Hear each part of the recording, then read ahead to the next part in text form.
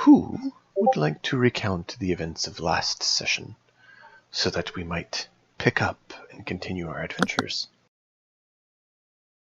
Last session, we traveled quickly through the spheres, as quickly as one can, to the Katoon sphere, where we heard tell of a society named FEAR that was, we learned once we got there, opposing the flesh dealers. Soon after arrival, we were informed that 6 members listed in the notes section, somewhere, were taken, including the former captains that I was never met, and other members that were opposing the flesh dealers, in the vicinity of Rupert Star. And we are setting off as the first assault wave to free them and help decommission the old Dwarven Citadel. Ensure the old Dwarven Citadel remains decommissioned. And mainly just not in their hands, but yes. Yeah. And so we ended on starting our trip, finishing our purchases, and starting on the trip with what we wanted to do on the way over. And that is where we pick up today.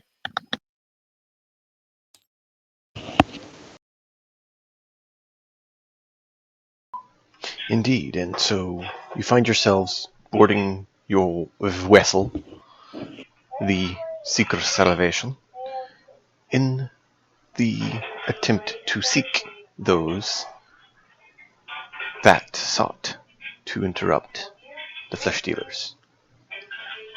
Any final statements or preparations before you attempt your launch?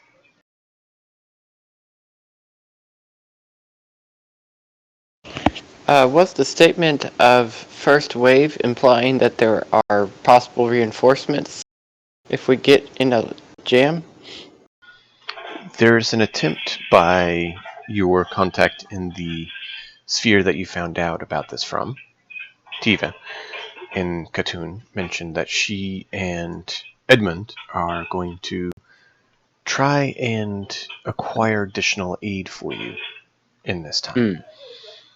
They may not show up at the time that it starts because they don't want to wait. The more you wait, the more likely the flesh dealers are dug in and more prepared to deal with you. Right.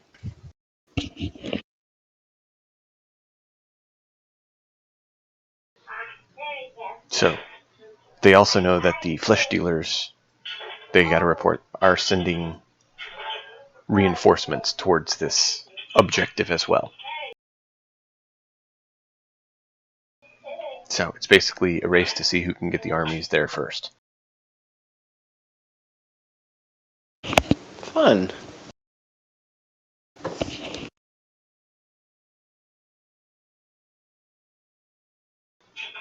So, that is where you all find yourselves. And last time you had finished acquiring and dealing with loss of crewmen and getting ready to get all your equipment and everything ready to go and board the ship to head for your destination, which you were told is either in Rupert Star or connected to Rupert Star.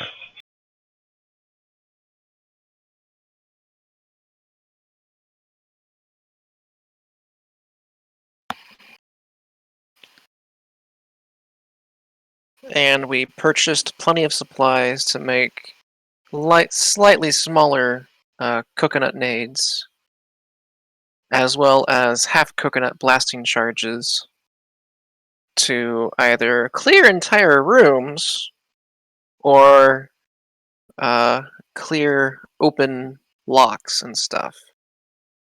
However, our attempts to open doors resulted in the clearing of rooms.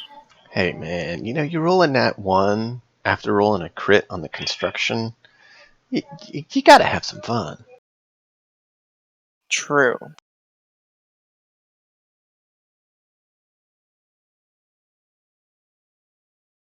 And that was a lot of fun watching on that part. But you didn't go into the cell for that one and make sure everything was okay. Yeah, because my passive perception's pretty high.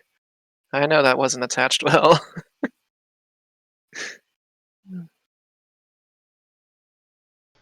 But yes, you'll have, what is it, 18 days? Yeah, Yeah, 18 days to get to Rupert Star. to make as many of those as we can.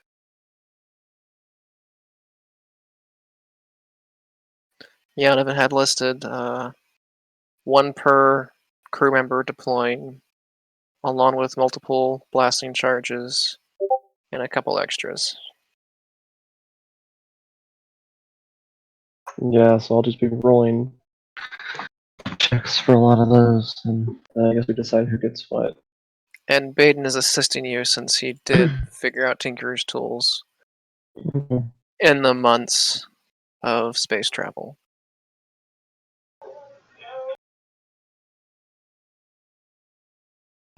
Yeah, you spent quite a bit of time, so I figured it would be alright. Alright, so that is where you all find yourselves. What is your plan from here? I know you mentioned you're trying to build some of those on the way to Rupert Star.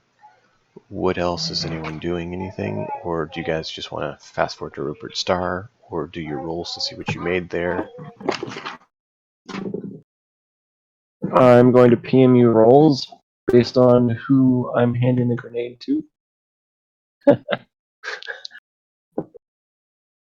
And we can keep working on other stuff at this time. I'm not.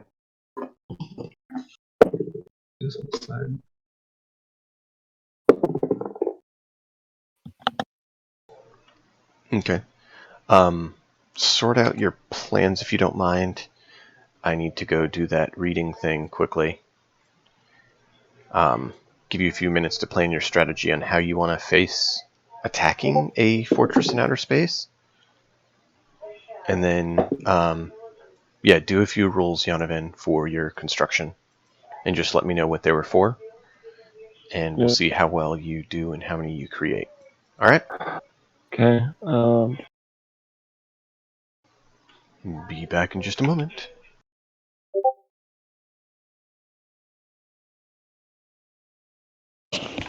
So if I remember right, a fortress is just a ship, and it might be able to move just like we can move, right? It's possible.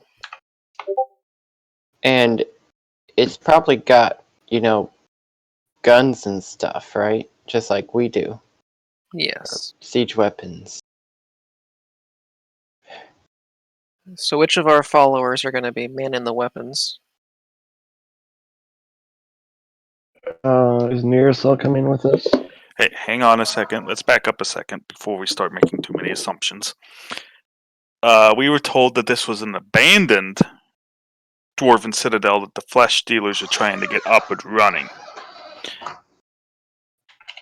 There's a real decent possibility that this dwarven citadel is both undergunned and fairly immobile. That's our hope, at least.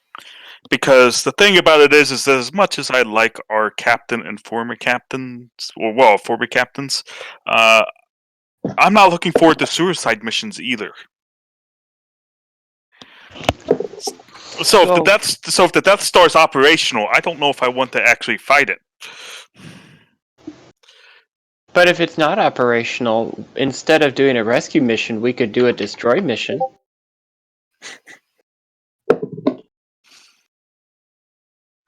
I'm just saying, I guess I'm going to be real mean here, but it's really tough to formulate a plan without seeing more information. So I guess first thing we do is we try.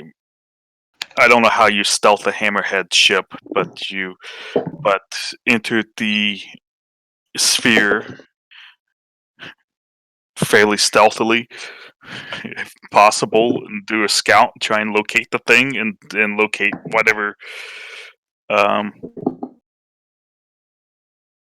whatever forces are there, what we can tell about the installation before we decide to attack or approach. We don't even know if it's in Rupert Star. Correct. So I have a feeling that it's not Rupert Star, that it is on its way somewhere else. Or it was never in Rupert Star and it was someplace else. We go to Rupert Star. We try and find out information about where this potential abandoned citadel is, or maybe not so abandoned, but we try and gather information to locate it, and whatever other information we find there, because it's kind of tough to formulate a plan on how we're going to assault this thing when we don't even know where it is. Right. Okay. So I pretty much rolled better for everyone else's grenades than my own.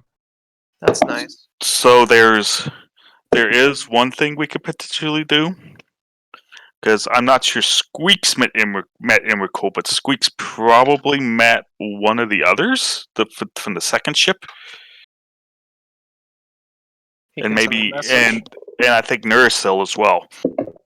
We cast a message and see if Okay. we can get through to him. It's a really good choice. If you want to go survival, or not survival, rescue mission, and we need to go stealthily, Baden has passed without a trace to add to our stealth rolls if we keep on the down low. Can you stealth a ship? I have a feeling we're not going to be stealthing the ship, but we're going to have to board while our followers and the friends are fighting on the outside, drawing attention away from us as they maneuver around with our light hammerhead ship, and we try and stay undetected, release everyone, and then take the bridge. We would need a So to 7th level speak. spell to illusion the ship.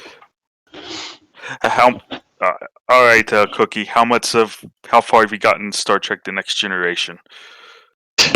I'm most of the way through season 2.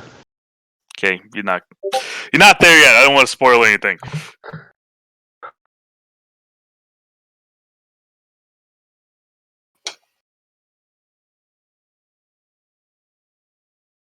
No, I don't think this is going to be a suicide mission.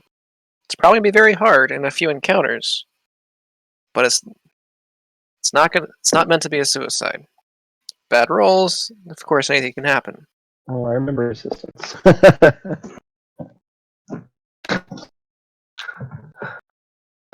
There were a handful of 2s and 5s in there. It's been painful.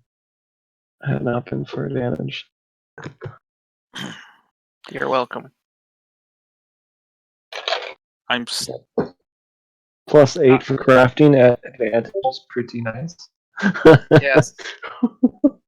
I'm still not going to be horribly sad if we all die horribly here. That's true. fair. But that's just me. That's the benefit of digital character sheets. You can still print it off and shred it in style, but still have it.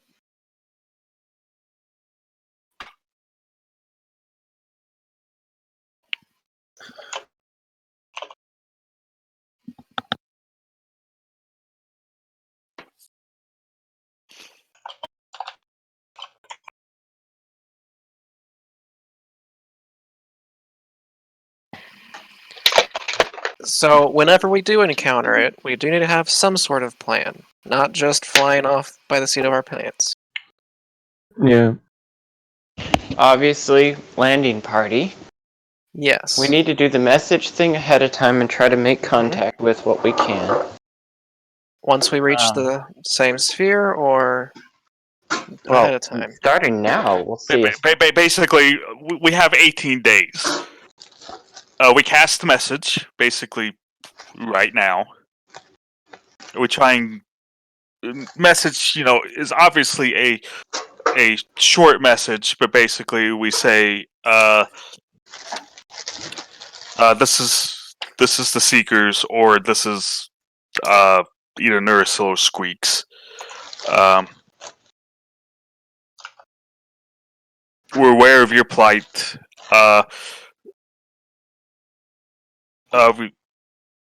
Relay current status, and then go from there.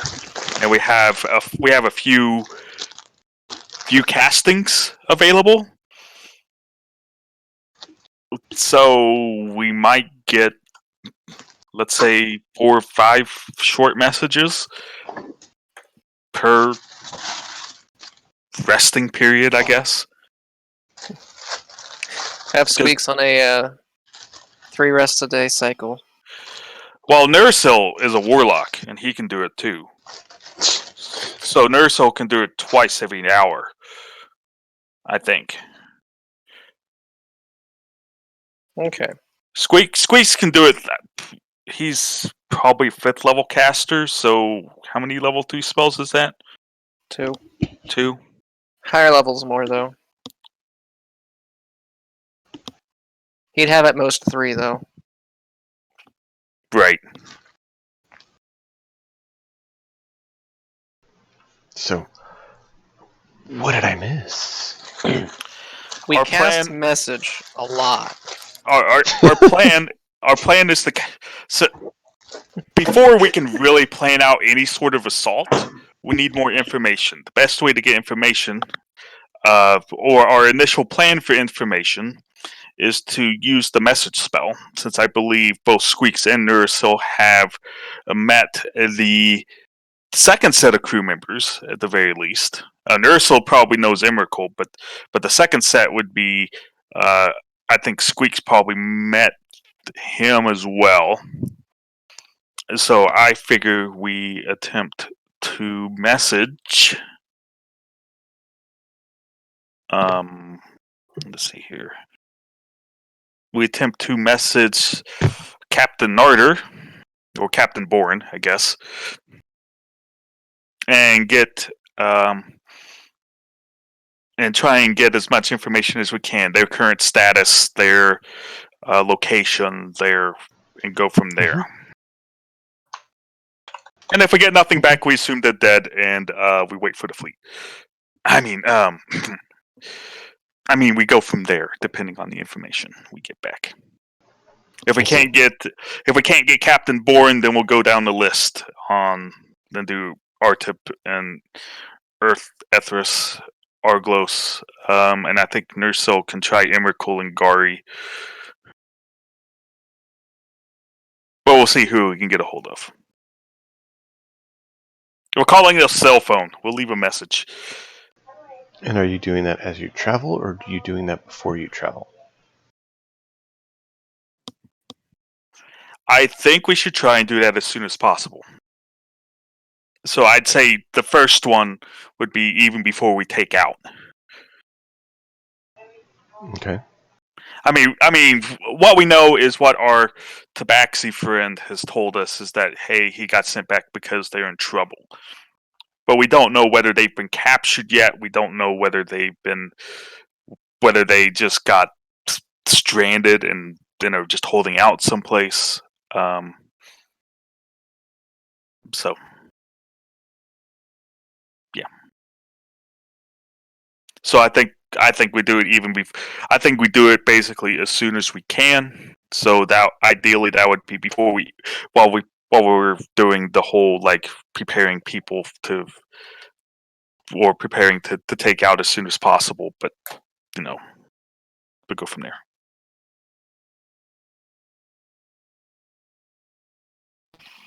As with any Okay. plan, it's gonna be fluid. No plan survives first contact. So whatever this first contact is. Otherwise, if we're flying out there, once we locate the thing, then since we still don't know how much is there, ideally we aren't going to attack a Dwarven Citadel, even one that's an incomplete Death Star head-on, because I don't want to get hit by Death Laser. Dwarven citadels aren't necessarily always known to have immense armaments, but they are immense. Either way, I certainly don't want to attack something head on, considering that anything that could stop Emrakul's ship with as powerful as Baden doesn't know this, but Emrakul was portrayed as being quite powerful. And his first mate According was no to, slouch either. second, first to third level characters, yeah. So he may have been, fifth to seventh, and still it would have seemed quite powerful.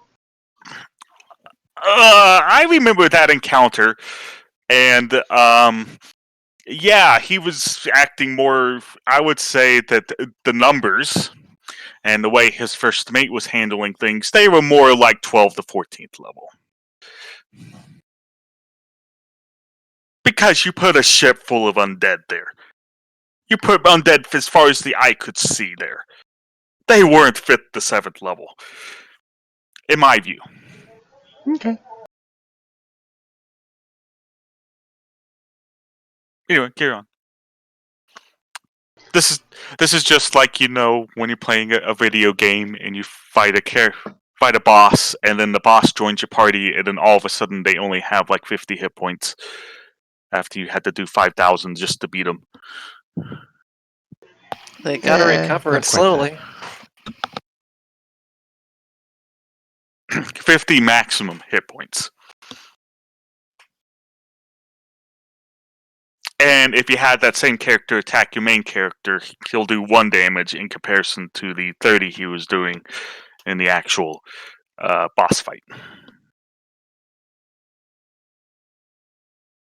Anyway, carry on. I don't want to derail this. No, you're good. I was trying to quickly find what the actual standard armaments are for a citadel, because I couldn't recall offhand. I looked it up a while ago. It was pretty powerful. Yeah, they can. Yep. Okay, yeah, they have quite a few catapults, is what I'm seeing as their standard.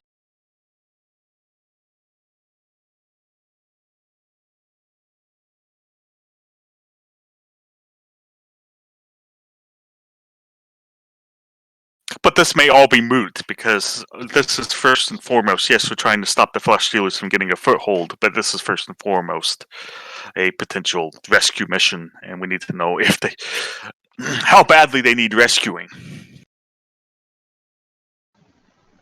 Correct. So, you fire off your message. No response. Reply back 25 words or less. Reply this message. No response.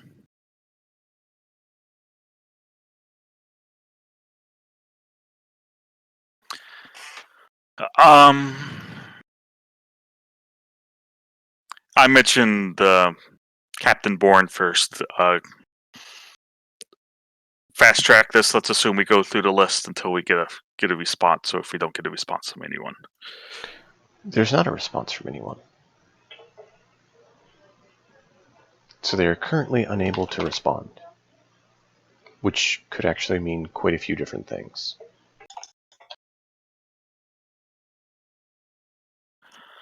That's fair. So I guess let's head to Rupert Star. I would say it's probably there's not really much of an opportunity cost, especially for Nursil, to keep attempting it. Maybe not every hour, but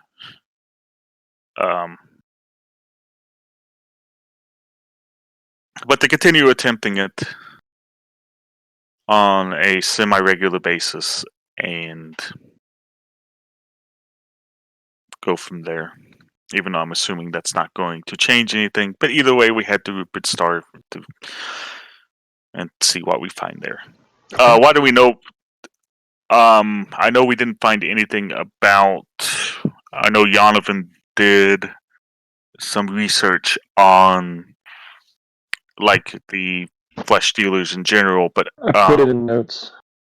but the something else that we haven't actually done yet, and we probably should, is what is actually in Rupert's Star itself, as in what is its like main town location function. Uh, Oh, that's usually a good thing to find out.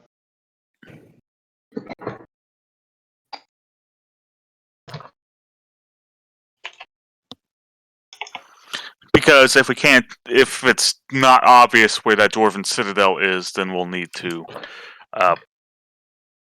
Then we'll probably, instead of just flying around blindly in space for it, go to the try and find a settlement and try and gain any information there. Because if the flesh dealers are there, they're probably the settlement's probably on high alert, but hopefully it won't just straight up attack us outright. Yeah, that would be helpful. I'll helm So- that investigation, trying to figure out where it is. Rupert's Star. Well, Rupert was one who found it. The primary body is a fire body, hence star. And planetary motion is clockwise fashion. There is 10 planets in the sphere. Let's see. Trying to see if any of them are inhabited.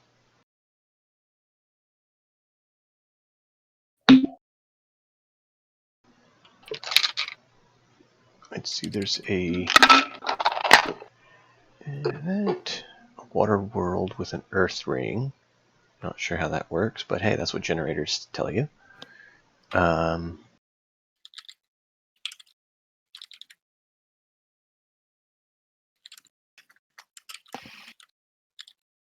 So it's basically for lack of a better way of describing it, a halo ring, but it's a water-based world. So like, think of Water World, but with, potential that there's some islands and stuff scattered throughout, but predominantly water covered. Then the 9th planet is a similar ring, but is a predominantly Earth, so a little bit more like Halo on that one. There is the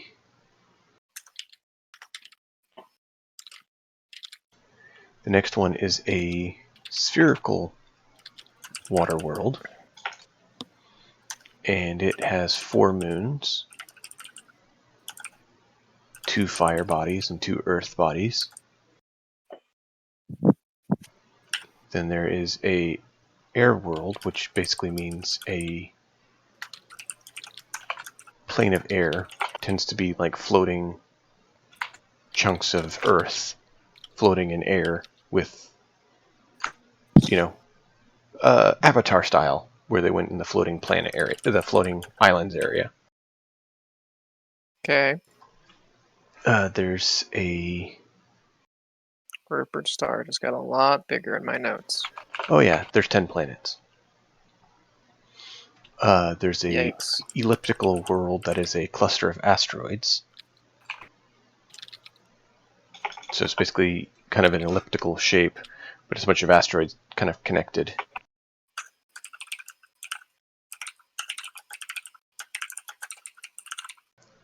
There's a amorphous chunk of Earth that is the 5th planet. It seems to be either volcanic or have some sort of heat issues with it. There is a spherical water world, is the 4th planet, and it actually has a water-based civilization. Think of Camino. I don't know what that is. Star Wars. Camino is where they were Got it. technological individuals. They had a water-based empire. The Mon Calamari? Or I don't know if Mon Calamari are for there, but a similar aspect. But they have, Right, surface. Calamari? They have surface cities and stuff, but they're major water-based, very, very heavily water-based. This is the Clone Wars factory planet. Basically. Except, you don't have Clone Wars, so no. Fair enough. It's a water world. The third planet is a spherical earthen world. The second planet is a earth and fire. It's an earthen belt with a fire ring.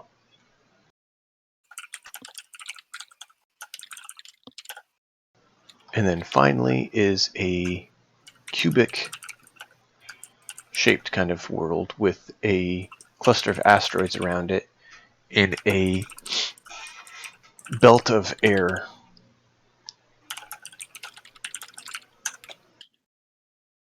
So think Cool. kind of Avatar when he goes 4 elements and starts, having all of them spin around him. But instead of all of them, you have a cube of water in the center with a chunk of asteroids flying around and a chunk of air whooshing around the other direction. Okay.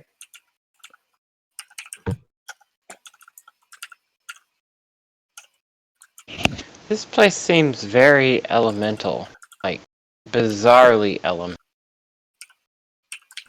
So the fourth planet is the one that has the civilization on it. And that's actually Yeah. where Rupert came from. Well, that seems like a good place to start. He is the star of the system.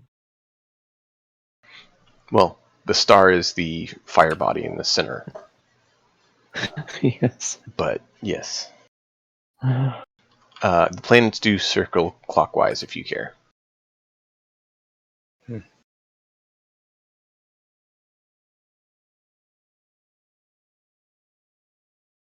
Let's do a refresh.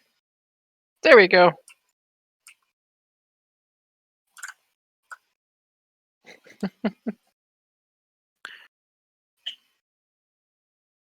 So if I caught that correctly, only the third planet was mentioned anything as sort of a civilization there. Fourth. Fourth planet. Fourth.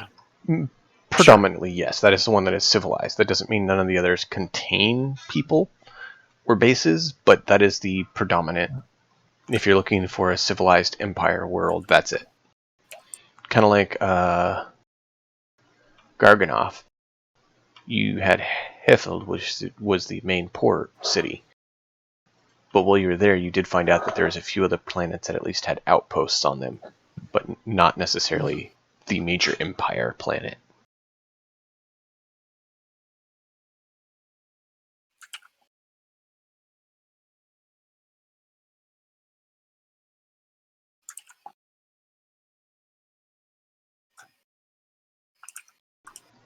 Even quote-unquote inhospitable worlds could potentially have elementals on them that can survive in those climates. Sure.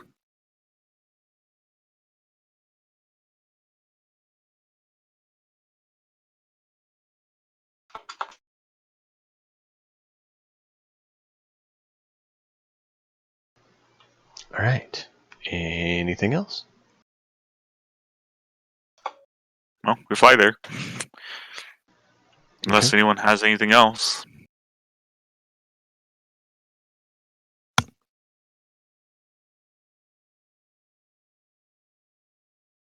I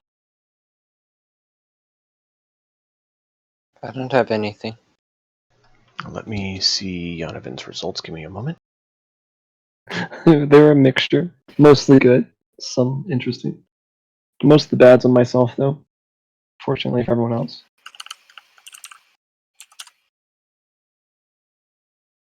Do you have the names and value? What are those exactly? As I said, I was making grenades for each of the party members that are deploying. And myself, I have grenades and charges. So the values are the rolls for the creation of grenades for individual people. And yeah, so those are each. So I think there's 5 grenades and 4 charges for myself and 1 grenade for everyone else.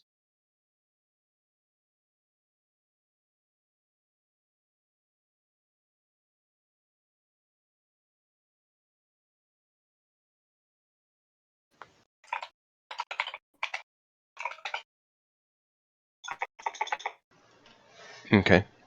And are you spending time on them or trying to do a rush job?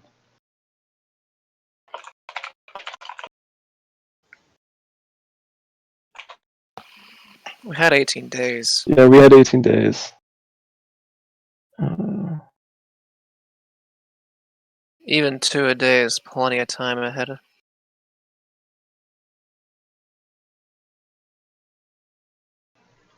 Okay.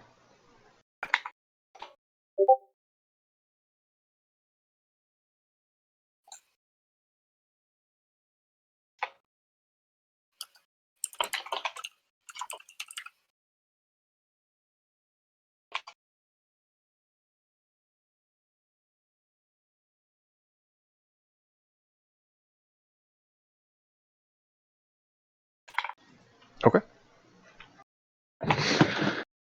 Given my voice quality is 1 bar, I'll send that in text form. Yep, you're good.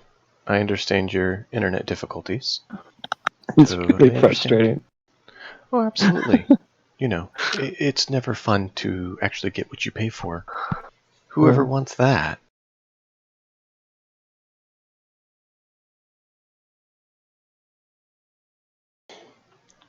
Who wants to roll a astral navigation to see how well you plot your course?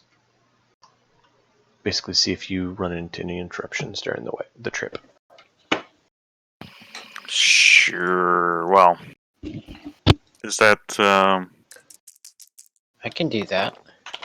It is a skill. If you're trained, it's better. I am trained. I'm trained. I've failed my training. It's a skill, but what's it based off? What stat? It is, intelligence. Oh yeah. I'm at +0 to that, so Me, what do you me too. Well, we don't have any intelligent people on this. Hey, That is now. not true. I'm Abe is intelligent, the but I smarter. failed to But- learn. Squeaks could do it. Probably. Do you want to, or shall I try? You try Go because for my it, rolls go have been for it. terrible. Gonna get lost! Well, that's not a good roll. I am trained. So that brings the total up to 7. Oh no. Can I assist? Kleak doesn't trust my judgment. I guess I will permit it. That's why you made him quartermaster. I thought it was going to be 2 for a moment there. I'm assisting with the 20, and I'm saying that the helm may be affecting you. We need to go this way.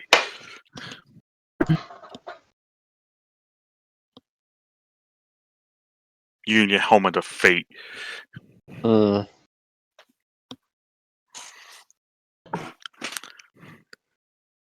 Naboo messing with your head again.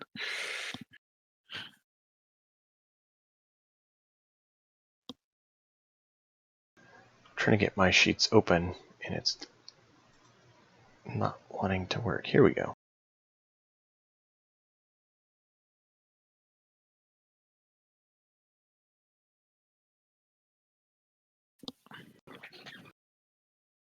Anyway, that was an impressive dice roll how it was spinning on an axis for a little bit.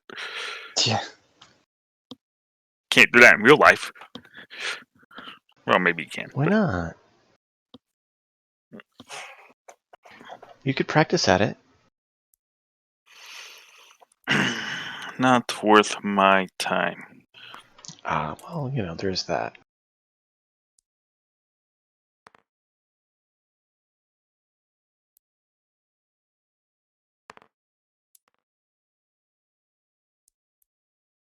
Alright, so let me see here.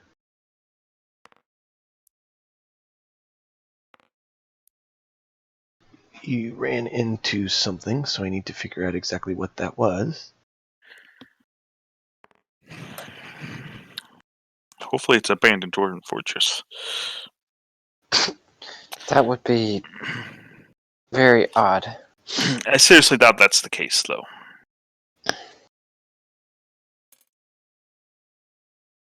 But if we brought our own fortress to attack their fortress, it would be very interesting. Just kidding. I'm pretty sure I wasn't thinking about whatever. I know. You weren't thinking about the Stay Puft Marshmallow Man?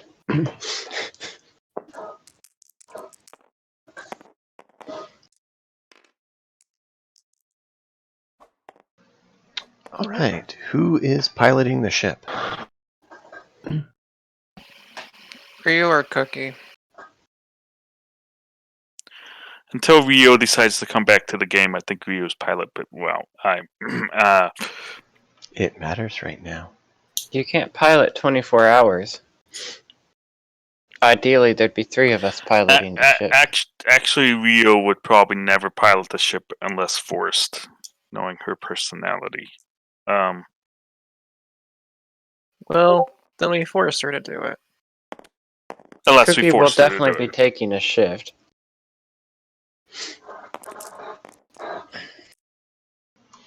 Well, whoever it is, we need to determine that, and I need to have a roll from them. Why don't it be me? Okay. Your A roll. spell jamming ability is your Right. spell casting ability, so whatever you use for that. And if you're proficient in it, then you can use your proficiency bonus. And I need a roll to see if you're able to handle the ship as a phlogiston breeze or wind pushes the ship, causing we've a got some nice turbulence. hazard.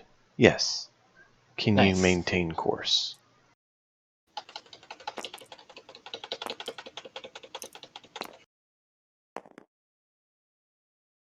No, we can't. 10? Cookie. You're taking Yonovan's rolls. Sorry. At least I was +6 on the die, but yeah. Congratulations for rolling 4 twice. Hey, that's Now you- okay. I forgot about Rio when making grenades, so I just made one. It's totally sketch.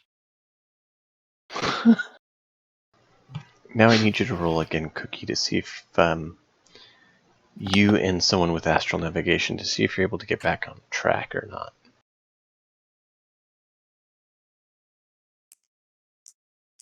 This is an astral nav check or what? You need a Spelljammer piloting check and an astral nav check. Oh gosh. Well, that was my piloting check at 7. Nat Navigator. 1.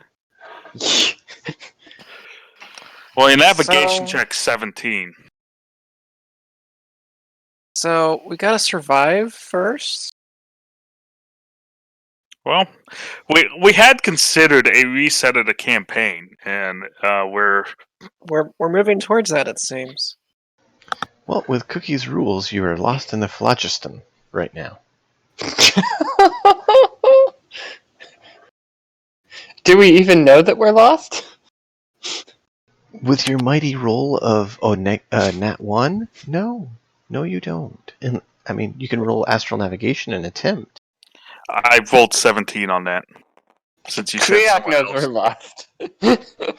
So after a day's travel, Cleoc restarts looking at the charts and realizes that Cookie has directed the pilots who follow him off track, way off track.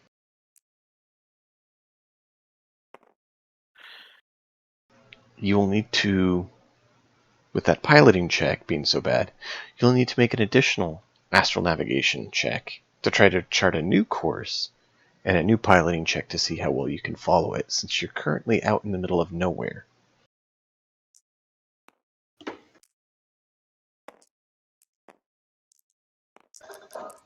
Alright, Kriak. Cookie! Is... Cookie! Yeah. Theodore! Wrong way! Okay. Cookie, you're your individual who you've assigned to being in charge of supplies comes into your room with the star chart and is like, dude, look, you're way off. We're That still can't way be off. right. I look at the astronavigation too.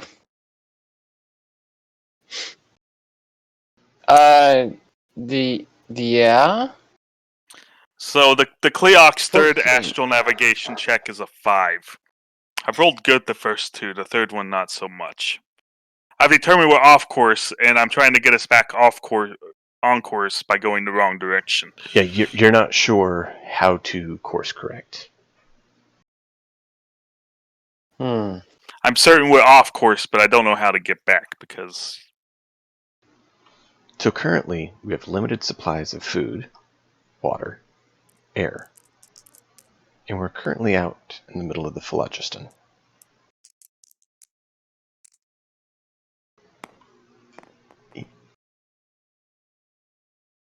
this is a fitting way to end the campaign. Oh, I like we it. can. I like it. Mm-hmm. We were 5 days away from Rupert Star when Cookie went off track.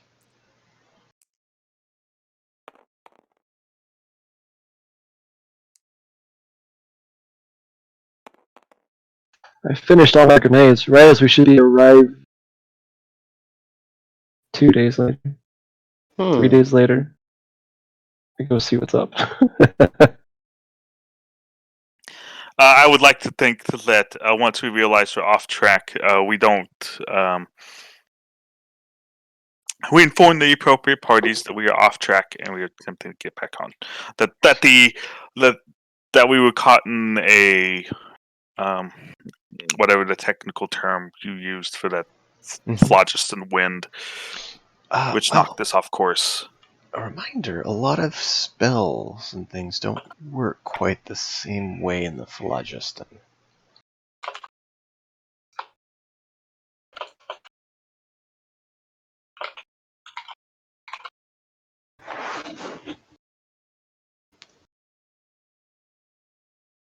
Do we try and cast a spell? You can, yeah. Message doesn't get replied to. Oh, right. I did say cast message occasionally. Yeah, no response. Fine. But you just implied that knocked us off course. Yes. But casting in outer space, as it were, doesn't always work. Clerical spells are straight up, unless it's like a cantrip. Weave-based spells can work, but they do require potential failure depending on what the spell is. You're not technically on a plane of existence, so things that rely on planar aspects don't work.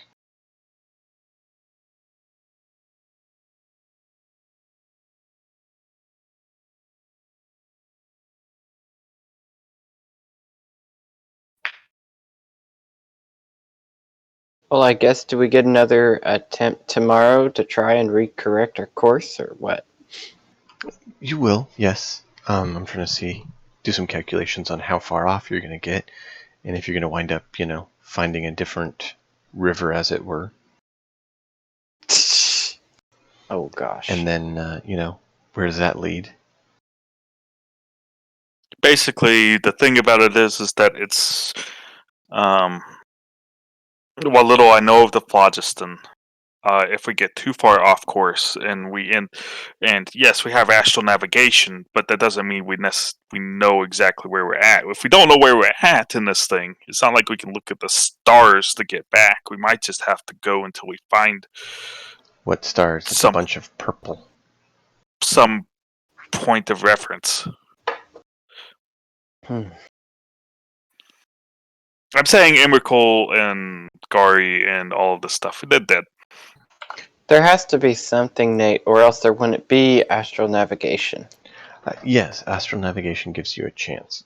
It's basically allowing you to try to measure undeterminable distance to this thing you can faintly see and hope that you pick the right ones to try to plot a course. Mm-hmm. Because yes, you could see the spheres, but they're essentially like black marbles in a flow of purple gas.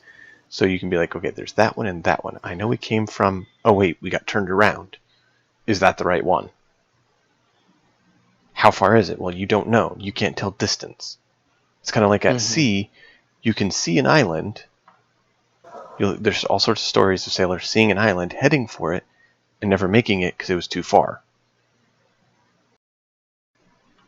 So it's a similar aspect of the astral navigation, is similar to navigating on a sea, except it's for the astral aspect. I mean, technically it should be phlogiston navigation, but we're not going to the astral plane, so I use that term.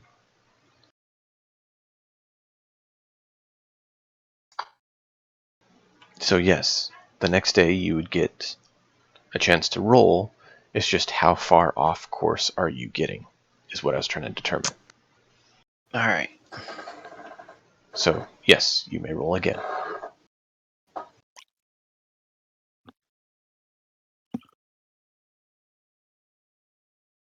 I rolling this? Are you rolling this, Cookie? You're doing it. I'm trying to desperately pilot this thing. I'll throw the dice this time. 18. Okay. You think you can get back to the flow where you had got off course and potentially then get everyone navigated back to the proper sphere.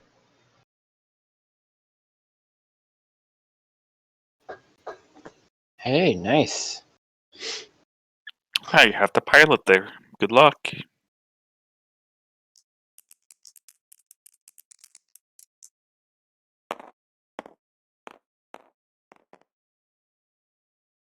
Hey, 20. I can even pilot today. It's It's a good day. mainly that's to see how closely you can follow the astral navigation.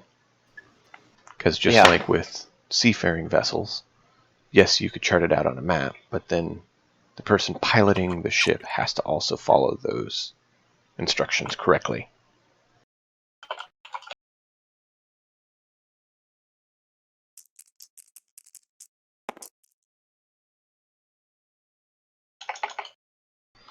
So, arriving 14 days late to Rupert Star. Holy crap.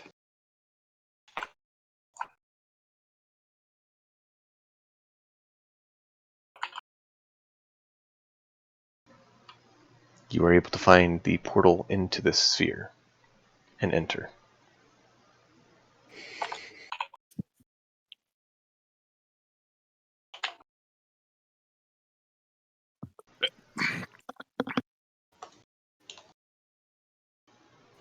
Cleog, I believe with what's been going on, you're probably the one on lookout. Sure. Roll a perception. Basically, you're surveying the sphere as you enter. What do you collect for intel?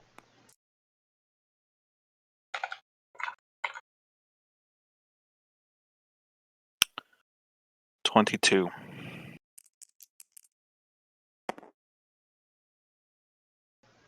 You notice there's only 2 portals, or 2 connectors on this sphere, which means there's only 2 junctions, 2 crystal spheres that this sphere connects to. You already know one, and you know there's one other.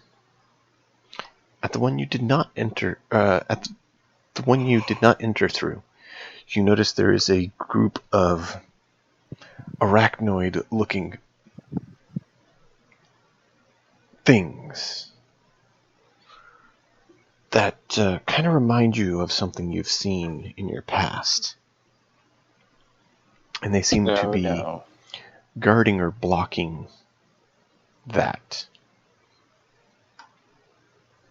However, they also seem to be traveling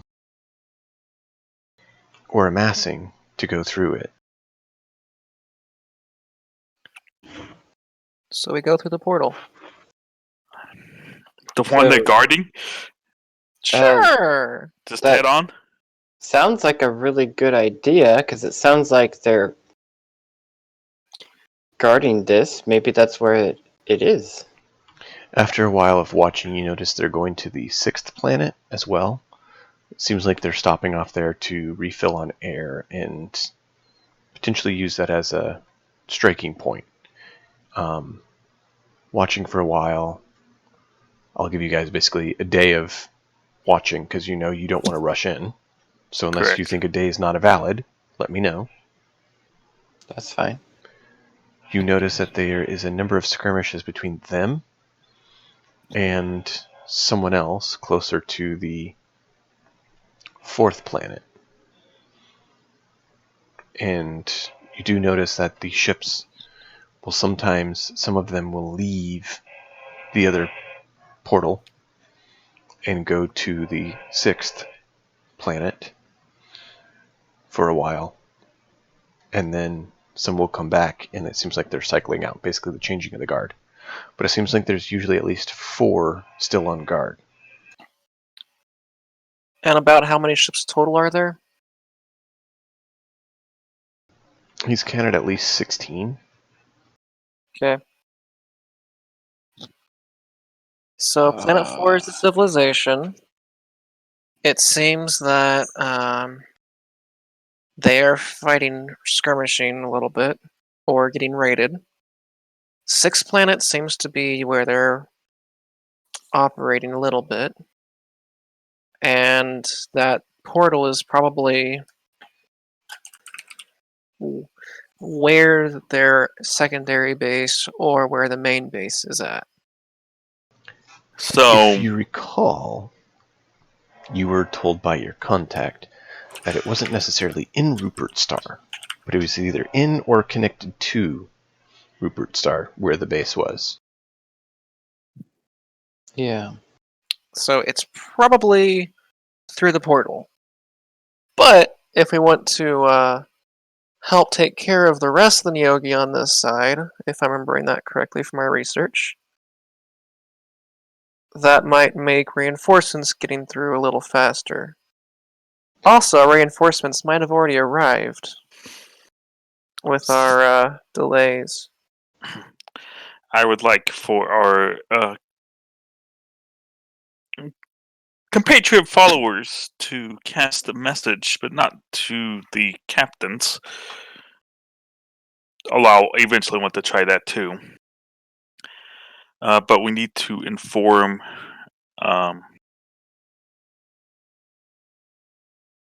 we don't have to go into details. We've only got 25 words, but we need to inform whatever her name was that I need to look up.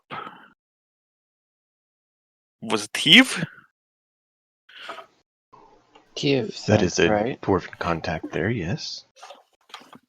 Since she seemed to be the one kind of trying to coordinate things, we need to message Teve, and one, see if we can get a hold of her, and two, tell her that we were knocked 14 days off course. And just now finally arrived in Rupert's Star. And to try and get a status update from... And basically, we're reporting to her. It might take two castings of message if we can get through, but basically, Okay. let's contact Teve and see if they... Since we got knocked 14 days off course, we need to see if there's been new developments since we're 14 days late. The response comes, that is troubling indeed. Indication as to why you or how you were knocked off course would be potentially helpful. We do have others heading your way now to reinforce the efforts.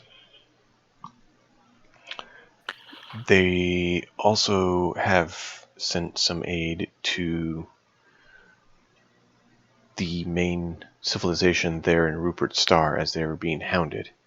However, it sounds from their indication that the fortress that you are seeking is not in Rupert Star.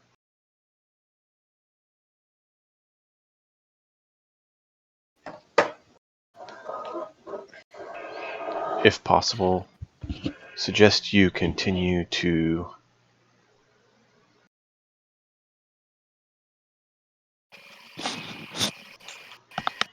Adabras and see if the base you're seeking is located there.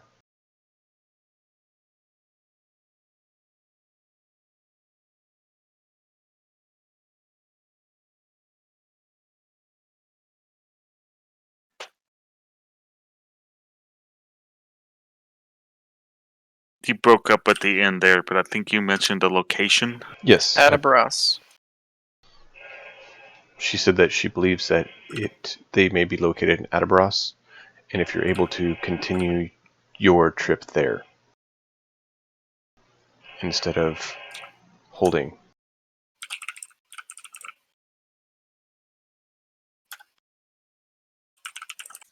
I guess we'll reply back. Small blockade set there. But depending on our assessment of the enemy ships, we may attempt to push through. Affirmative. Small blockade is a couple ships. That's 16. There's But 4 at times, more at others. there's 4 at times. So Yeah. basically, We time it on changing the guard. pretty Maybe. much yes. How large are the ships? Good-sized ships. They're standard spider ships to what you've seen.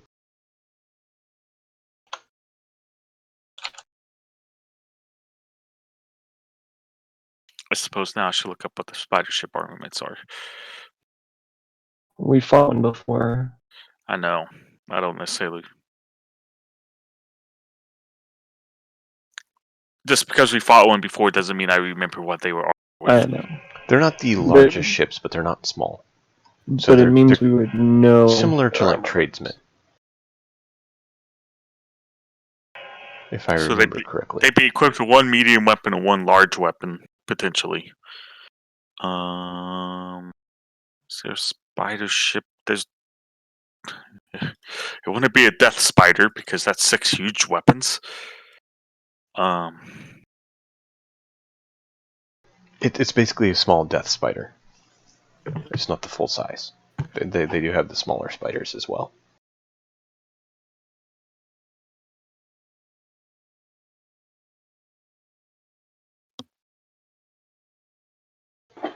But yes, the full-size death spiders are 4 heavy ballista, 1 heavy catapult, 1 heavy jetson, and a grappling ram.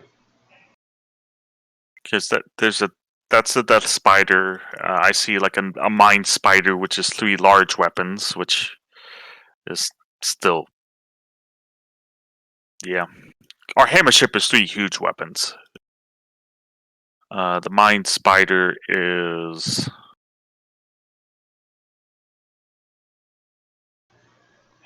The mine spider is a 40-ton. Has 2 medium catapults and a medium jetson. Yeah.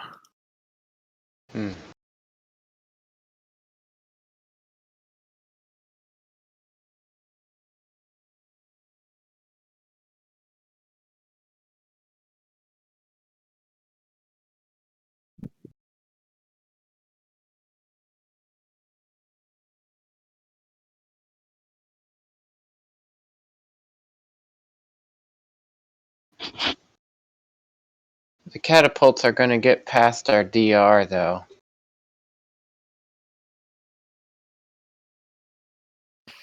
Can we target the catapults directly to disable them? And we're also fast, depends more how good of a roll. maneuverable.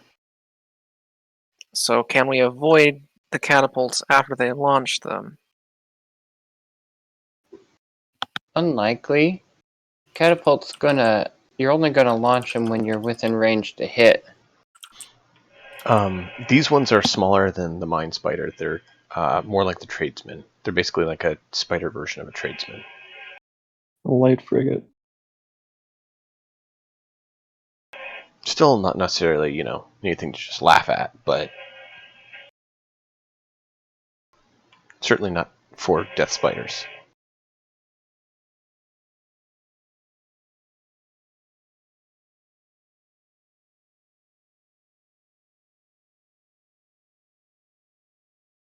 I mean, we're rigged for speed right now, right? Yep.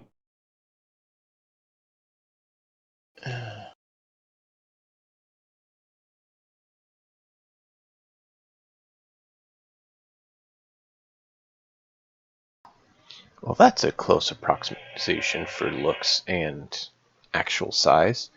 The dragonfly, if you made it more arachnid instead of, insectoid, would be fairly close to what we're talking about. That's the closest I could find to the same. That is readily findable.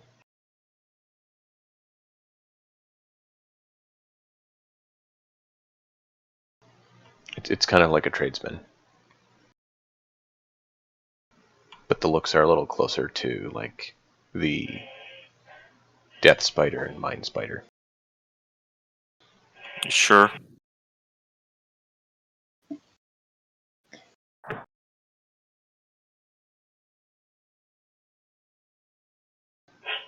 So, what is your plan, gentlemen? Well, you're not going to stealth a huge ship, at least not with our abilities. Do we check out the fourth planet in the civilization and see what they're doing? Do we try and thin out the numbers beforehand? Or do we just try and plow through the blockade? Or do we try and plow through the blockade with assistance from the civilization? I think you should attack everyone. It really comes down to three choices. Either we abandon this, which is very bad and goes against our thing, and we'd only consider that if this were truly, we'd consider suicidal. The safest option, besides, running away and abandoning the campaign, is to go help the fourth planet and try and basically launch a war from there. The more risky, option, but also probably the most valuable option, highest risk, highest reward, is to try and bust through the blockade. be a lot easier to bust through the blockade if we had a wingman. The thing about it is that I don't know how. I mean, if we attempt to help the fourth planet, one, there's no guarantee they'd actually help assault it with us. Two, we may get thrown into a big fight that we can't get out of. Yeah. Three, it wastes valuable time. We've already lost 14 days.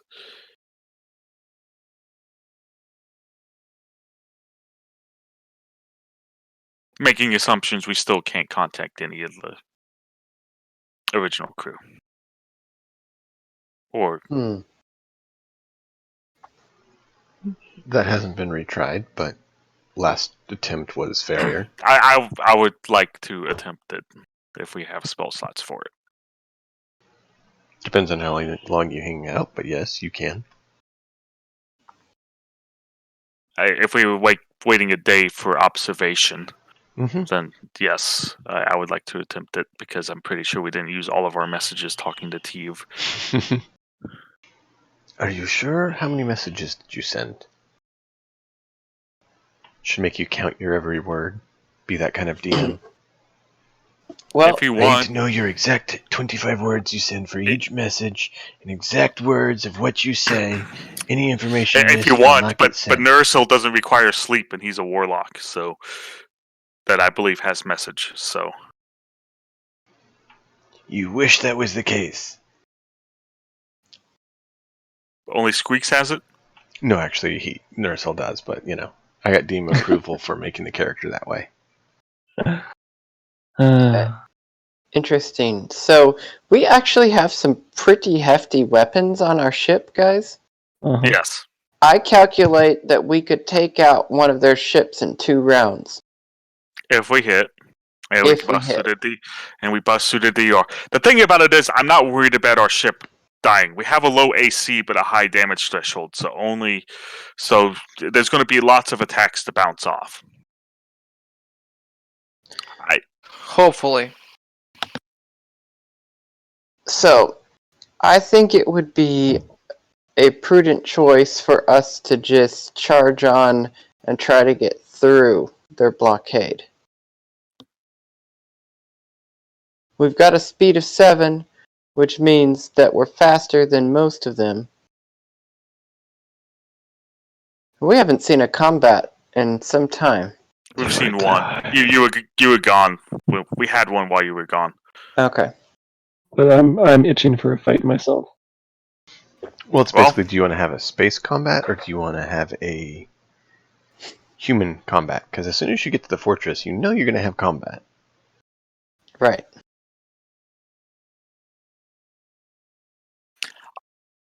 I don't know if this.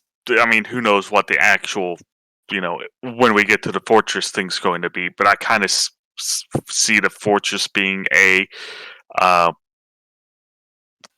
ground assault, if that makes any sense. We basically put a boarding party out there.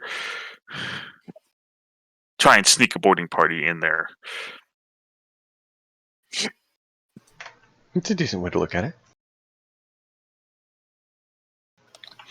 But go ahead. How do you want to attempt to avoid these individuals and slip into the portal?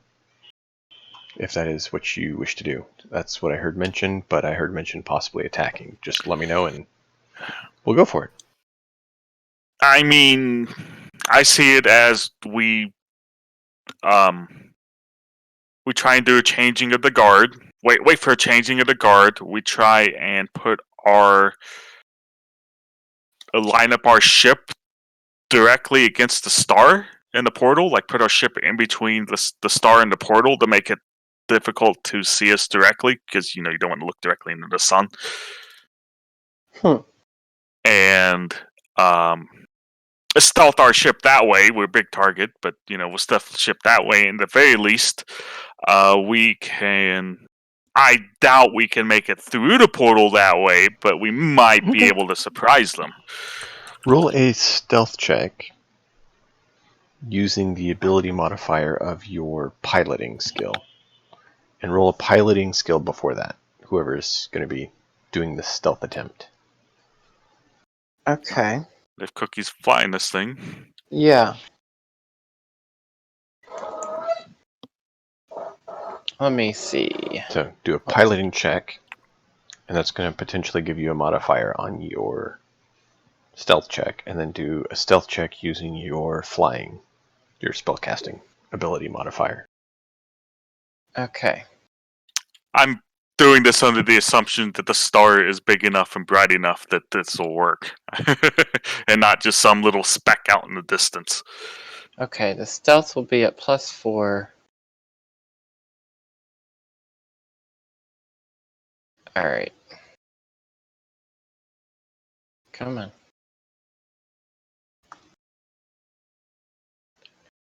Computer doesn't like switching programs. Alright, piloting check.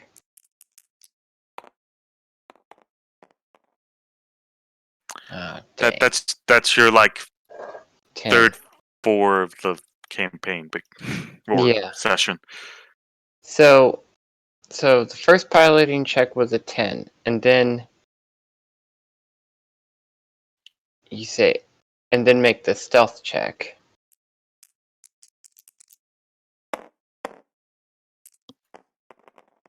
Which dice was mine? That one? Mm-hmm. Okay. Sorry. And then a stealth of 14.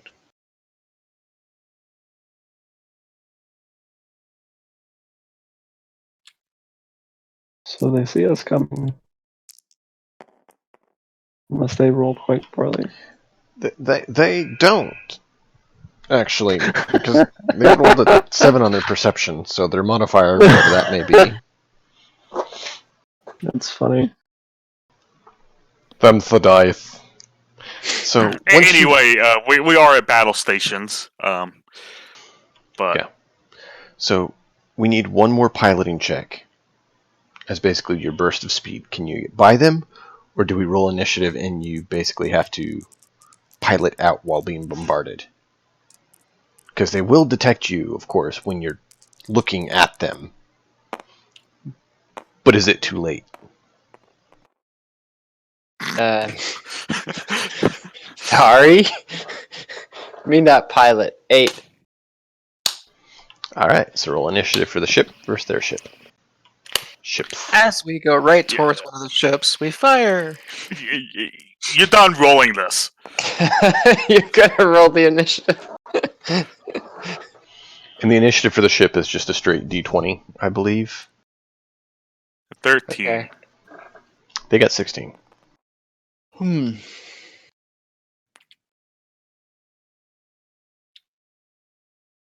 We're gonna need a grid in use here.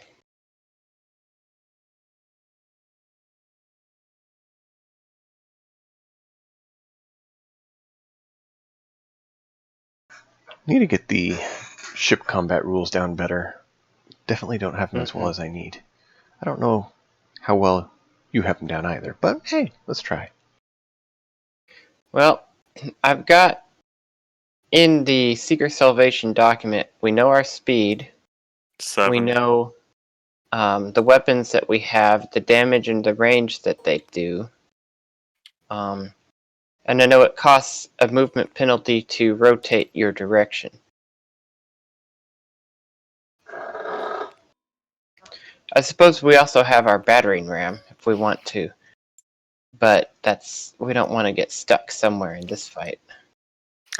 Aiden will just man one of the weapons and roll what he's told.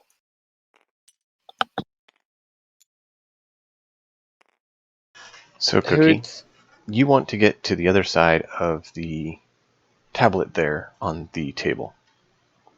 Let me draw a little Okay. icon. You get there and you basically portal out. That works. Their goal is to make you go bye-bye before you get there.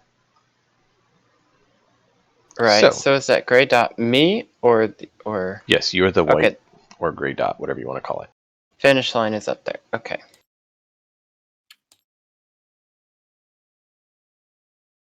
Well, so far we might be out of their weapons range, so that's good. There you go. Now it's more What's of a the bluish gray for you. scaling for distance? Well, it's 500 feet per square. So we've got 4 square weapons, and they may. I don't know which version of the weapons you're running right now. So difficult to tell. Which weapons are you using? Alright, we've got a pair of heavy ballistas and a light trebuchet. Got light trebuchet. Yeah, that's right. The heavy ballistas are 60-10s, a range of 6. They're all range 6. It was easier to keep track of that way.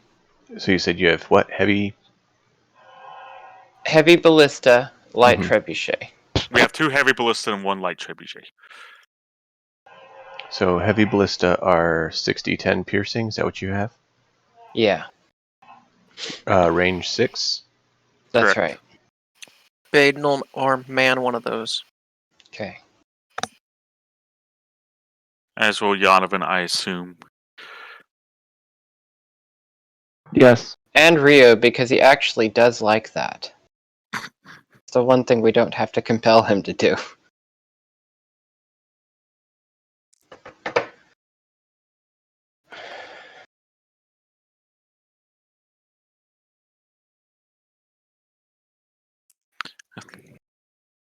So, Mr. Pilot, I would suggest instead of going right through the middle of them, unless you want to try and get there as fast as possible, perhaps swing around to the side to where we're not taking fire from all 4 at once, and maybe we can disable 1 or 2 of them. I don't know. But they're going first anyway, so whatever.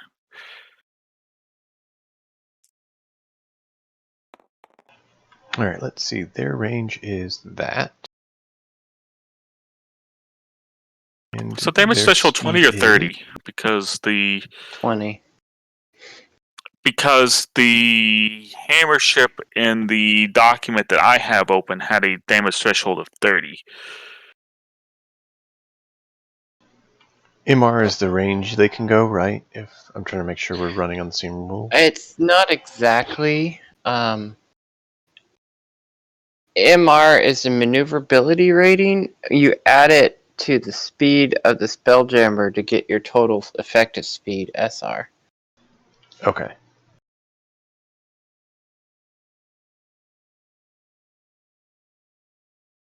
If you have it, can you link the other Spelljammer ship document? Because apparently the one I have is out of date as far as DR goes. Or DT. Did you link just link your Spelljammer one if you want. Your ship, Seek Your Salvation. That's the main thing that's needed, I believe.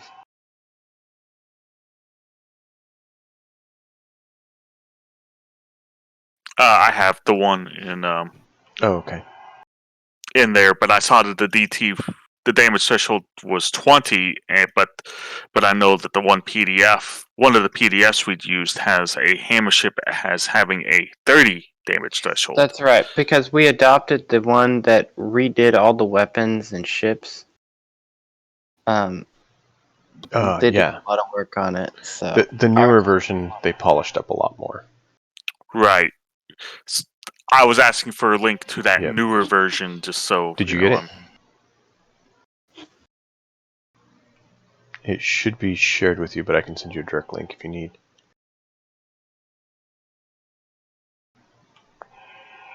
You able to find it? We can worry about it later. We'll just assume Okay. that 20 damage threshold. Yeah, damage threshold's 20, keel length 250, beam length 25, 3 large armaments, 60 tonnage. It's MR3.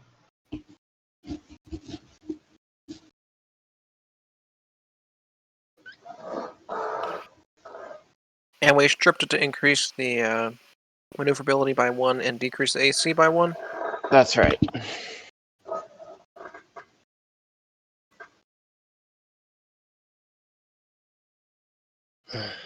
All right, so we have that. They will move.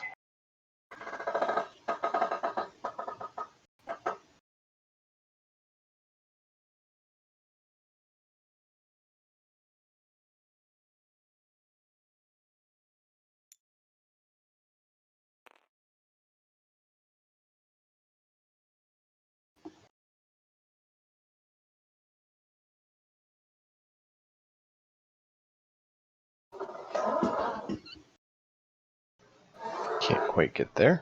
I've got the Spelljammer folder, but I don't. But which document is it in here? Since we got a bunch of them. Secret Salvation. Spelljammer GM Binder.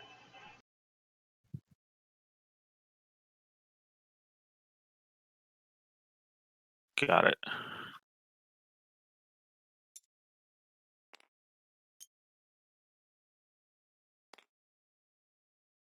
All right, so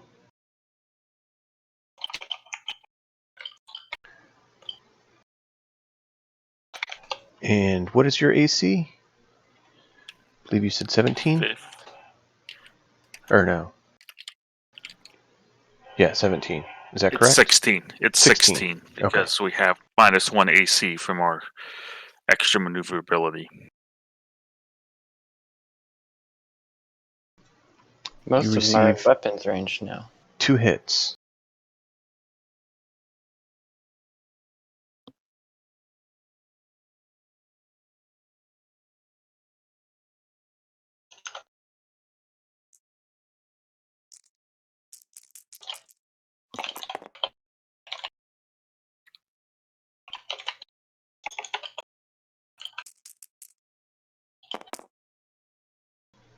$20 and $23 damage.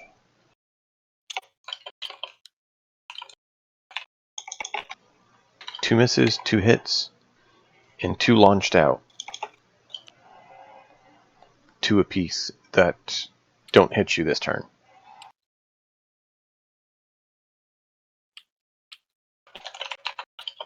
Okay.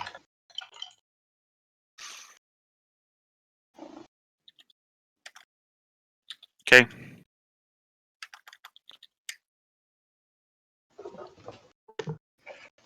This is not a good situation. Well, at this point, we go. Kite Those rate. 2 black are the bolts that are in flight that are targeting you. Now to shoot So, maximum speed straight forward, focus fire on one ship, and try and disable it. We do that, we'll be in range of their guns the entire time. If we kite right, Well, let's consider something about maneuverability. Is that they approached us. They went straight for us. If we go straight ahead, they have to spend some time turning around. that's true. That's right, they do. So we're going to take a full brunt assault next turn, but we might be out of range to turn after because they have to turn around. Ooh. I like it. Smart. And Let's go full speed ahead. Let's target this Charge! guy when in passing. Do y'all see that? You're in control of you. Alright.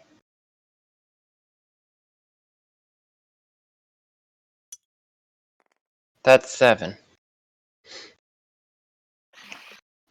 Yanov can even fire a shot if he wants to with his gun. Oh, I can't. Yeah, but I can't roll the dice because it's so laggy. I'm picking them up. You can have someone else roll, or you can use your I'm gonna roll. physical dice that Hey, roll really well. Do you want to? Is there a helm? Can you shoot the helmsman? You lie, No. sir. That was a 2 on my dice. I'm not hitting anything. So Alright. I don't believe you can target specific spots on their ship. There's basically what will happen is if we crit or if we do a certain amount of damage, there will be a event on their ship. Okay. Because if we remember the fight we had in the phlogiston, were you here for that? Yeah, I was. When their hit points dropped below half on their ship, it basically counted as a critical hit in which Yeah. we set them on fire in the phlogiston. All right. What do I get bonus with the heavy ballista? Okay, so the heavy ballista, you just basically fire it like a weapon. Okay. I rolled a 15 on the die. Basically, I believe if we say we took the time to actually train you in them, which Yeah. I believe we did because you fired one last time. Yeah. I believe it's probably Dex mod. If it's mod Dex plus and then proficiency. proficiency that I've done it, then that'd be a 21 total. Mine's a 10 to hit. Oh man. Yeah. Aww. He's like, you're good rolling dice, and at first I'm like, we're not. Would someone else like to roll for the Keep third in gun? mind, positions that people hold on the ship do often give them abilities to do things. First mate can encourage or threaten. Magic officer can use spyglass.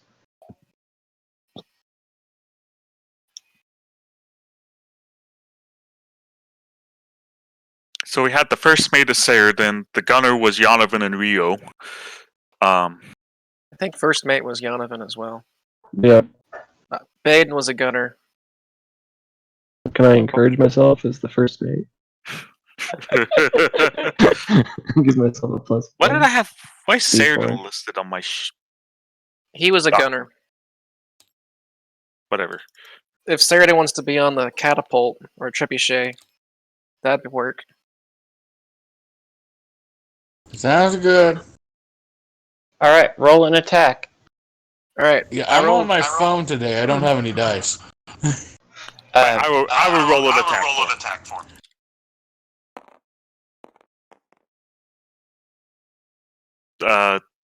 10 on dice. Minimum What's your- 13. What's your dex, Sheridan? +3. +3. So Plus your proficiency bonus. your dex is 16 or 13. Okay, give me a second. I do think I have a printout of my character sheet there or somewhere. I'm pretty sure it's +3.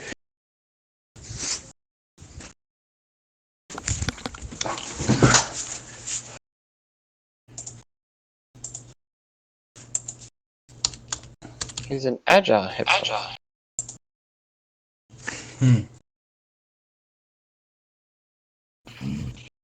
Okay, let's see. Oh, I'm sorry. My dex Yeah. is just +1. But my... You said proficiency too, right? 14 to hit. Actually, Yonovan, roll a d4.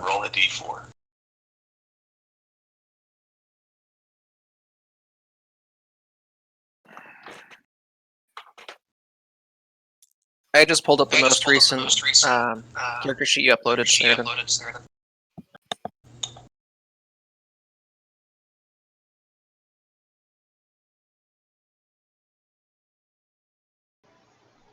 Yonovan, Sorry, I didn't hear.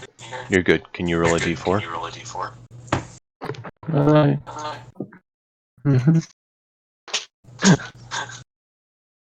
Don't have one out. Okay. Change that.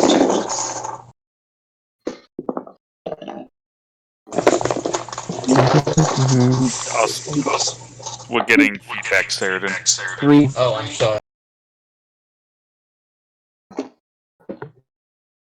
I rolled a 3 on Thank the you. d4. I don't know what it was for. Nope. How many... Or... I rolled a 21 to hit with a ballista. 21 hits. What's the damage? 60, 10? Or... Yes. Alright. Heavy ballista, 6d10. Requires 3 crew to operate. Range 6, Cool. attack modifier 6. Alright. As long as you're proficient. Oh, it's +6. It probably doesn't use dex and proficiency at all. It might use proficiency. So it just uses your dice roll +6. Since you actually have a crew to do it, it's if the crew is proficient in the weapon, you get the attack modifier on the weapon, from what I understand. That's cool. That makes sense now.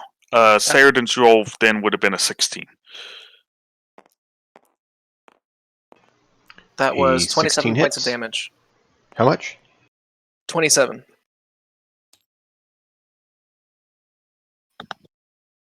I'm assuming Jonovan's on the trebuchet, so I'm going to roll a heavy ballista damage.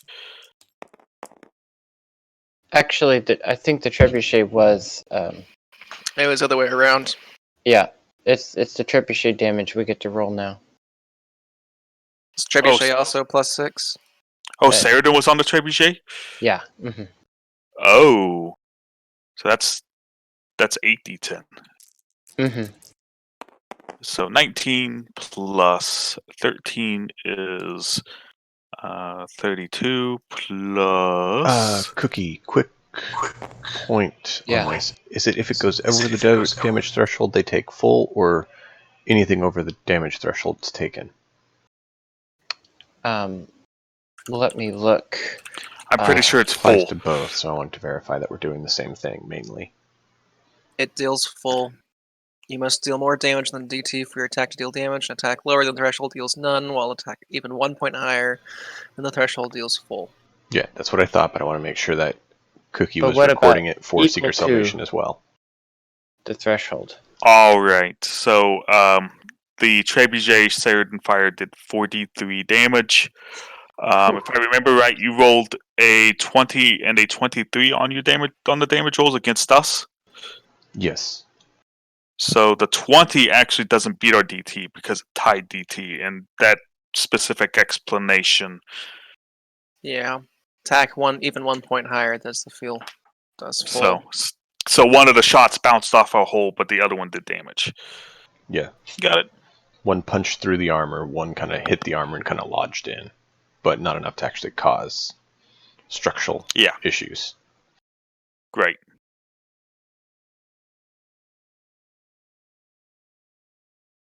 And the trebuchet was 43 damage. I need you to roll a d10, please, Cleok. That was 70 points of damage. We just did that with 2 hits. Yeah, I was hoping we'd do 100 though. A number 2. The 2.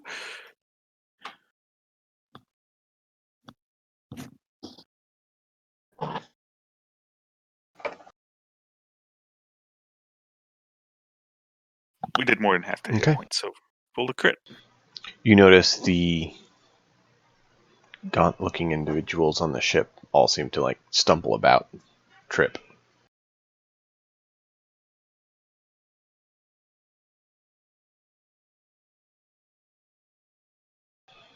All right, that's your turn. Mm-hmm. Now it's their turn. Uh-oh. And yes, they are all going to swivel their weapons and fire at you. Oh, good. One of them will hit his opponent instead of us, though. Look at that. Will he? Oh, he can move. That's right. They can move. That's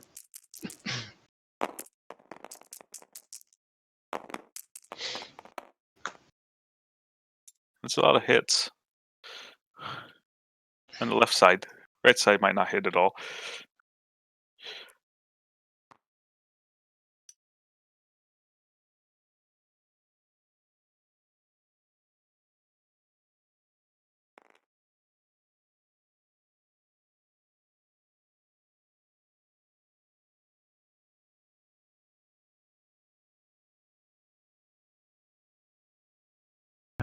And you said your AC was what again? 20? 15. No, we 15. wish. Right, you went down. To that, right. 16. Our AC is damage 16. threshold was 20. 16 is AC. Yes. Thank you. Yep, looks like the right side missed and the left side hit. So you have 4 hits inbound.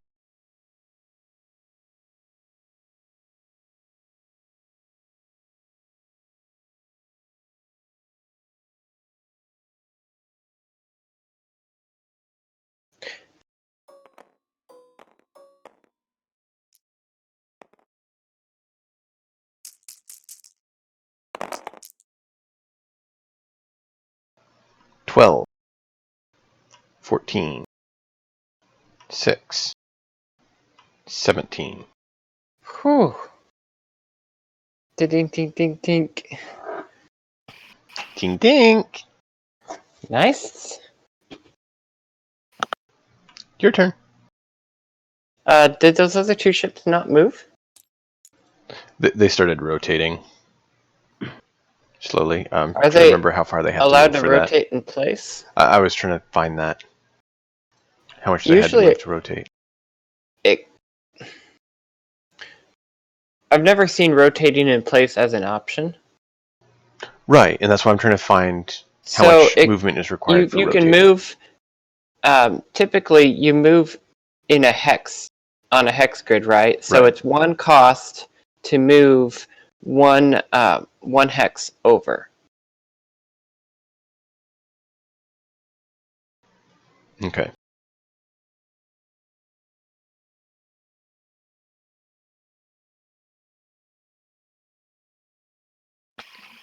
Well, So it would take 4 movements to completely turn around. So that guy probably wound up over there. And this one.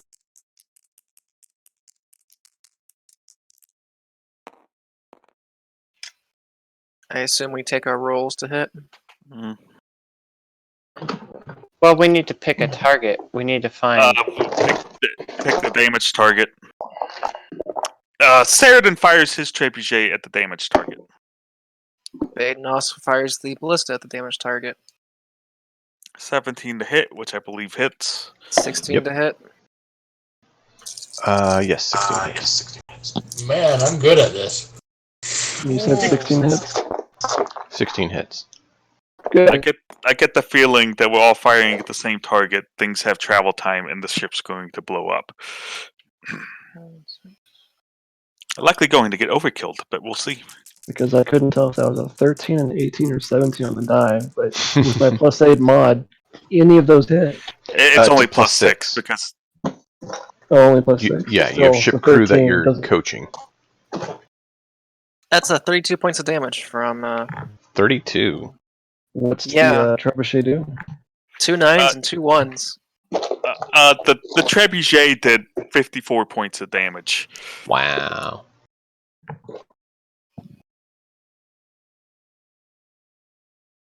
Oh, you rolled damage for me? Okay.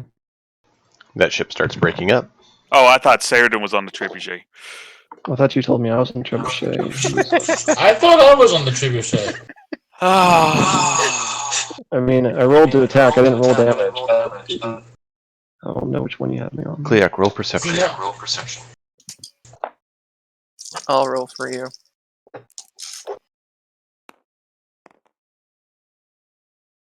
The blowing up, Captain. That perception is an 8. Okay. That's a 29 for Baden, or for Yanovin's ballista. After we fire, So I you hit the gun ship it. while it's breaking up. I mean, we all kind of barraged it. If we fire at the same time, yes. If we fire delayed, it'd be at a different target. But Now, to be fair, a round of combat is a minute, so there might be time to understand where your hits went.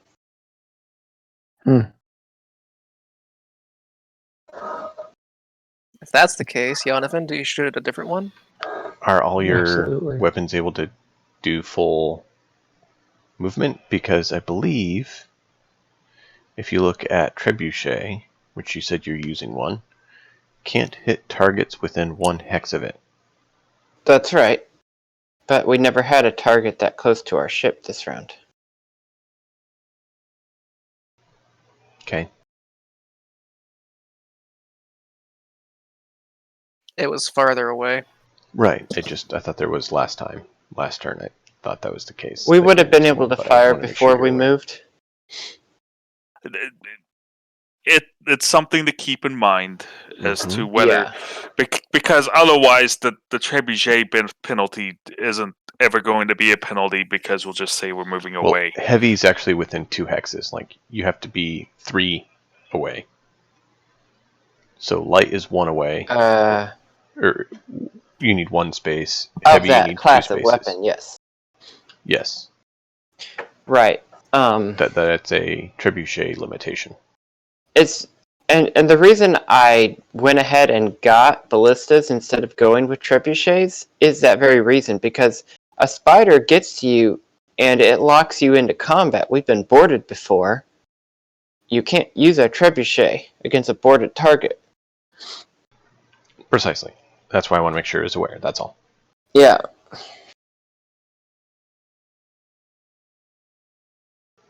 Okay. So that's your turn. Now it's theirs.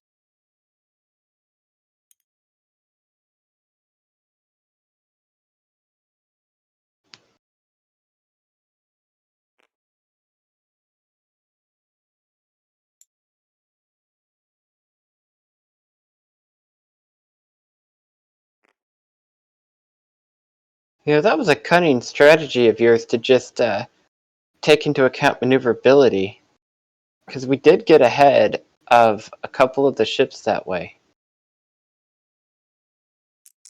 Well, they made the decision to approach us.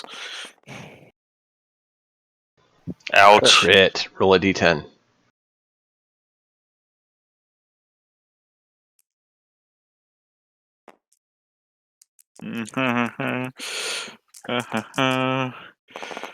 Two! We're shaken! 35 damage to your ship. Ow. And yes, the ship is shaken, which means... You want What to read is it the off? result? All PCs and NPCs not otherwise secured make a DC 13 dex or be thrown prone. Woo! 21. Well, the pilot's fine. Mm-hmm. Pretty much everyone else would need to roll a dex 13 dex save or be thrown. Cleoc barely saves. I rolled for the crew. Crew saves. I'm prone. Good job. Cool.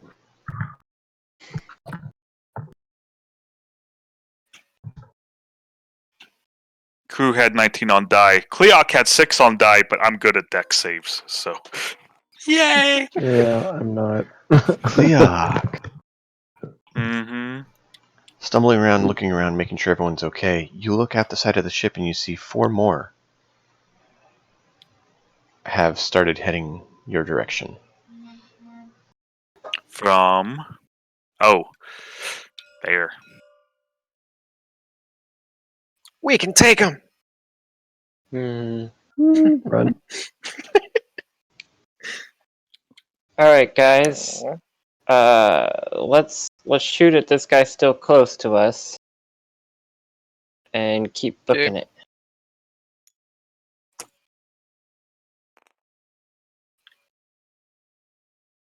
Sounds good. That is a 16. How much damage can the ship take? Quite a lot so far. We're Our down ship, a third. our ship is currently at 492 out of 500 points.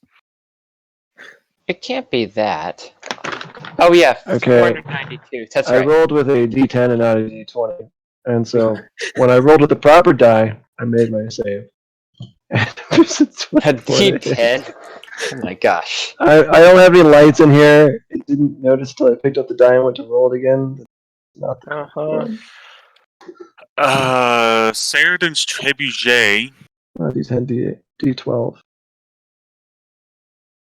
is only a 12 to hit, which I assume is going to miss the closest target.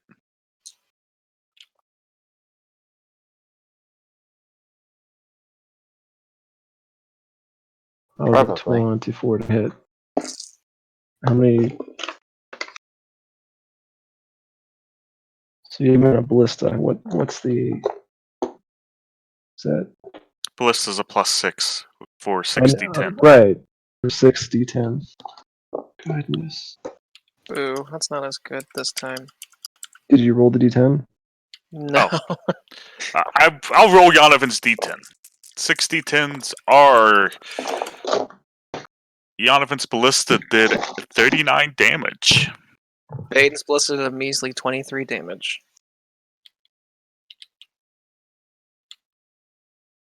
And I assume Saradin's Trebuchet missed at a 12 to hit.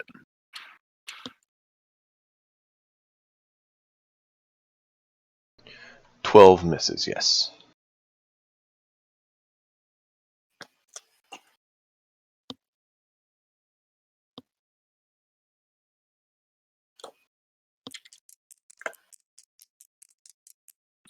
Also assuming since 39 plus 23 is higher than 100 hit points, or higher than half of 100 hit points, I assume we need to roll for a crew, a potential damage to their ship crit thing. Maybe. How much damage was done? Sorry. 39 plus 23? Yes, then we would need to roll a d10. That is a 1. Oh, the ship catches on fire. Oh no.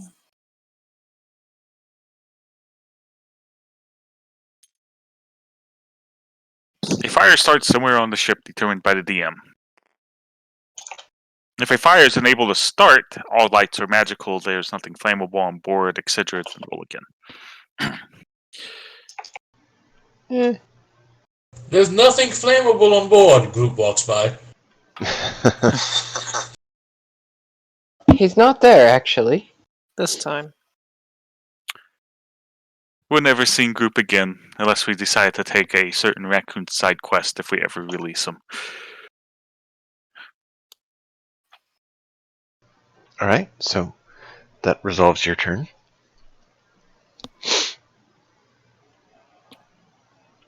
Yonovan, Mm-hmm. something doesn't feel right to you. I don't like something not feeling right to me. Your critter's acting up a little.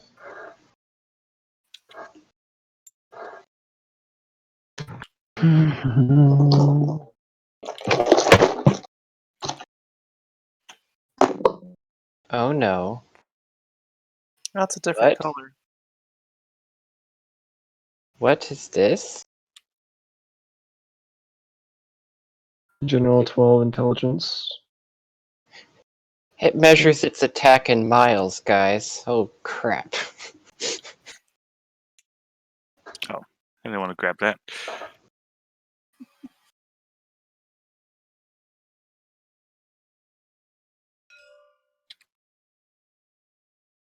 Is that the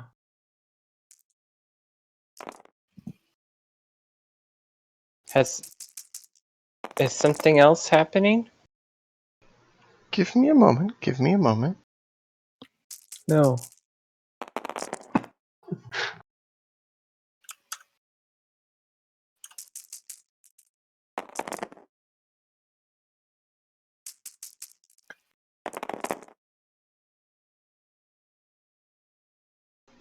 You notice a ship come swooping in from the hole that you were in, that direction that you came in, swoops in between these, and you hear a roar and a burst of purplish, bluish out the sides. And the three ships that it passes just break into bits. Well, it's on our side. Friends! Oh, holy crap. It has a Maybe. dragon skull on the front of the ship, and basically like the skeleton of a dragon is built into the base of the structure. Nice. And the wings are kind of out to the side, but they're all skeletal. And there seems like there's magic or something in between where there should be skin on the wing.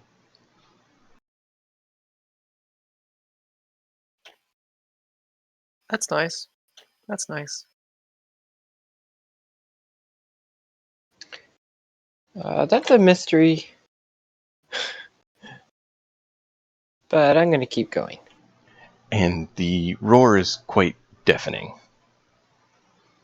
The roar is deafening at Yes. a mile away. Something came in, and you saw a whole bunch of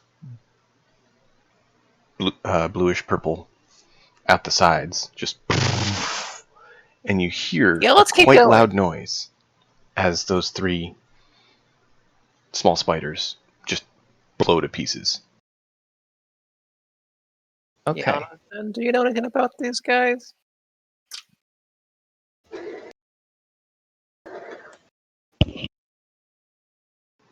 Your turn. Do I know anything about these guys? No. Okay. Let's run. Yes. This guy's even scarier than everyone else, but at least There's no guarantee that the enemy of our enemy is.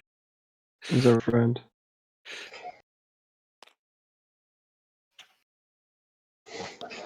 well, the other guys are too far to shoot at, so let's just book it. Did we move? Did you move our I maximum moved. distance? Yeah. You did? Okay. Yes.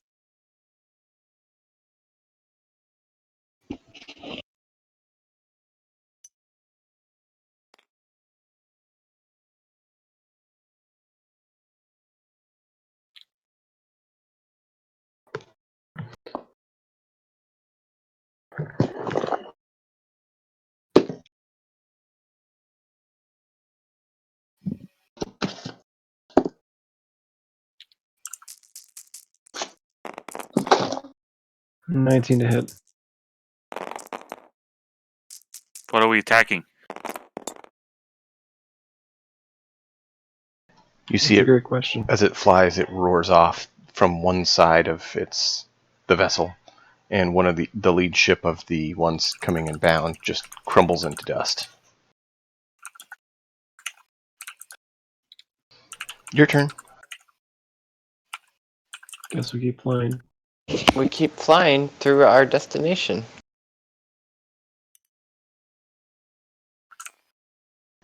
Okay.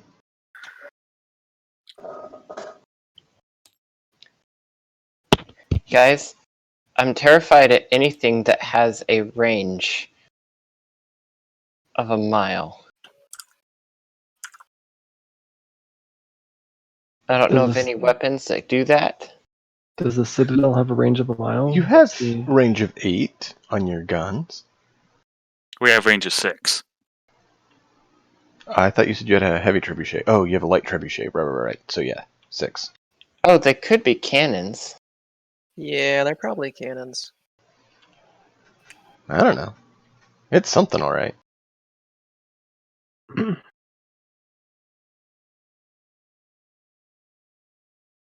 All I know is that the things that do 12d10 damage are either heavy trebuchets or heavy cannons. I think So they're does heavy it resemble my cannons. thunder cannon, but a much larger roar? Roll an intelligence check. I would love to have one of those, Yonovan. Sweet. What'd you get? 19. It sounds What is- distinctly very similar, just a bit louder in scale, to the metallic object that has been handed over to you from you to a certain individual in the party with the grayish skin.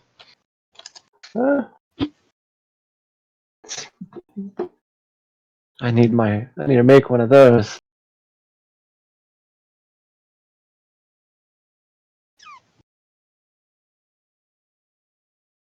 Mm. It's okay. They only have 3 or 4 per side. Sounds like they Yeah. can spare a couple. Those things aren't cheap. Why make what you can take?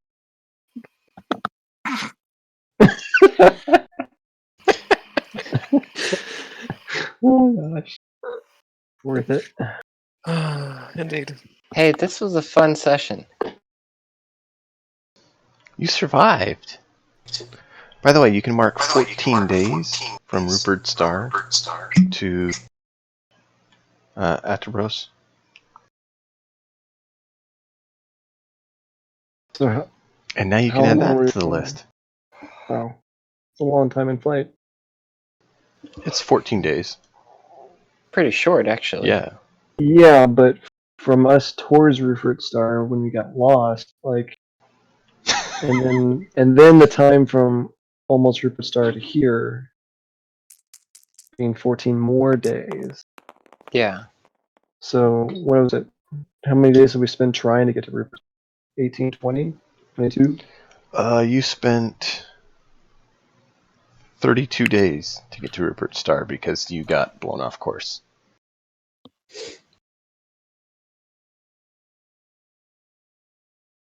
Wow. So we need some rations soon.